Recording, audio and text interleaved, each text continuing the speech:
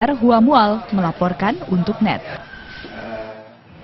Tim Satgas Anti Illegal Fishing menemukan keterlibatan oknum lain dalam dugaan suap dan perbudakan di Benjina. Jika terbukti benar, pemerintah akan menindak tegas oknum yang terbukti terlibat.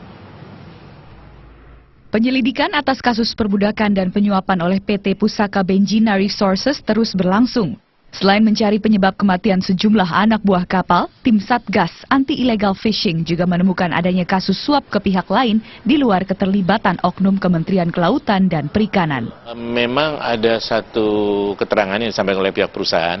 Mereka menggelontorkan sejumlah uang setiap bulannya kepada berbagai oknum. Salah satunya adalah KKP. Aparat di bawah Kementerian Kelautan dan Perikanan di daerah. Tetapi kalau saya baca dokumen yang dibuat oleh pemerintah, tidak hanya saya KKP. Sementara itu, Kementerian Kelautan dan Perikanan juga masih mendalami kasus penyuapan ini. Namun KKP pastikan akan menindak tegas pegawai yang terbukti terlibat. Kalau nanti ya dimulai dari suatu orang, ya. Nah yang paling berat itu nanti ya dipecat.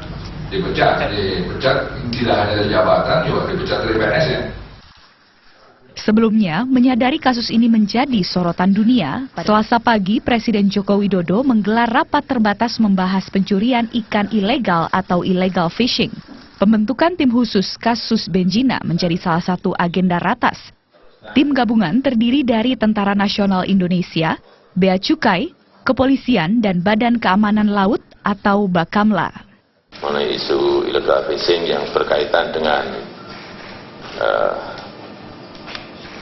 Benjina, ini juga tidak hanya menjadi masalah nasional, tapi juga sudah menjadi masalah internasional. Dan saya minta nanti juga dilaporkan. PT Pusaka Benjina Resources merupakan perusahaan industri perikanan yang beroperasi di kawasan timur Indonesia. Markasnya berada di Benjina, Kabupaten Kepulauan Aru, Maluku.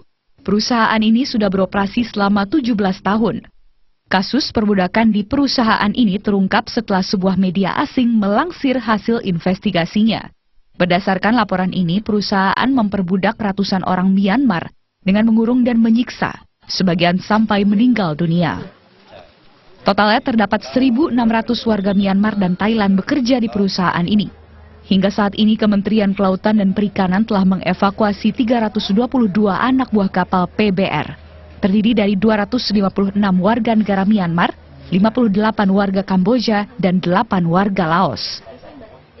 60 warga Myanmar masih menolak untuk dipulangkan dengan berbagai alasan, di antaranya karena telah menikah dengan warga Indonesia dan masih menunggu pembayaran gaji. Selain pelanggaran ini, Kementerian Kelautan dan Perikanan juga mengendus illegal fishing. Salah satunya berupa bongkar muat ikan di tengah laut tanpa laporan resmi.